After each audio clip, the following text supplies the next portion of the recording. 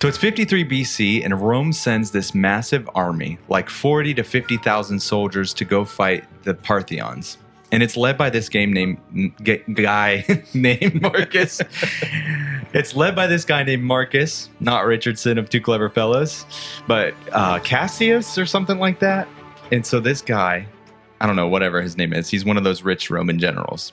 And his name starts like with a salad or something. I don't know. And it's like Marcus Crouton, Marcus Circus, Marcus Caesar or something. I don't know. Marcus Some should be on your salad. Yeah. Marcus should be on your salad. Okay. Exactly. But anyways, he leads these 40, 50,000 soldiers in, and Rome loses this battle badly. They lose. And like full send into the dirt, destroyed the army, right? But 10,000 of these guys actually live and survive. So you go from 50,000 to 10. And so 10,000 survive, but then something weird happens. They just vanish. There's no bodies, there's no records, there's no graves, there's no letters home. It's just poof, gone. Just disappeared. 10,000 people just don't disappear. But they did. And history just... So we know of the battle. We know that 50,000 soldiers went to fight in this battle, but all of a sudden the survivors just disappear. You think that wouldn't happen, right? That we have some kind of track on it. But here's where it gets really weird.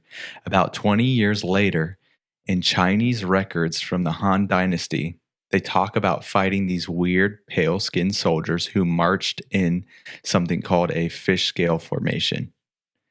Okay? So 20 years later, all the way in a different part of the world, this army shows up, and they're fighting this. The Han Dynasty is fighting this, which is weird. And so it's the exact way that the Roman legions used to fight. So they disappear. And then you've seen like the Spartan formation and stuff like that, where they kind of look like fish scales when they're fighting. And so they went from one part of the...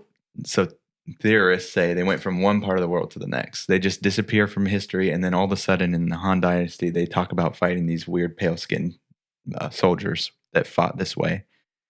And so they made it to China somehow, which is crazy.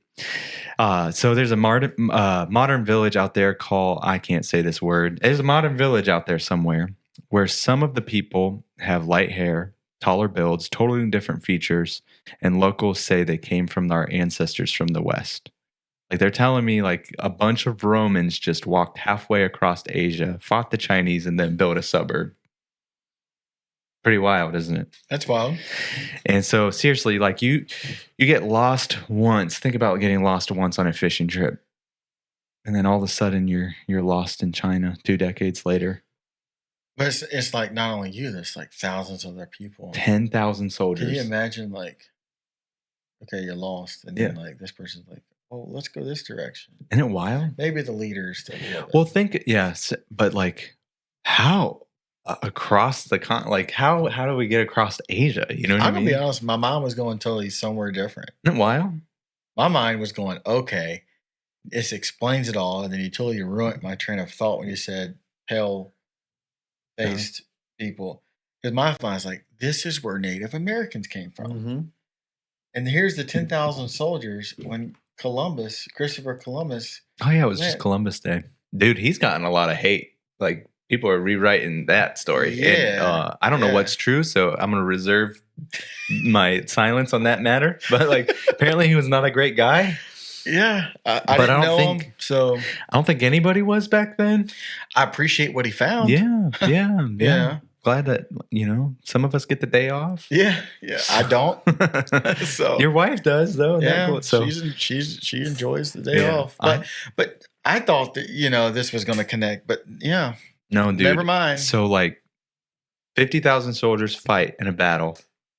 10,000 they lose. 10,000 of those soldiers vanish from history, and then 20 years later end up in China. That's wild. That's crazy. How's that happen? And back in a time where there were no airplanes or like train, nothing like that would get you anywhere fast. It's just weird. It's one of those weird stories. 20 years to walk. Yeah. Think about that. Imagine, how would you unify 10,000 people? They were eating groundhogs. Squirrel, some seasonless boils. Yeah, spiders, insects, buffets. Yep. That was the longest season of Alone that ever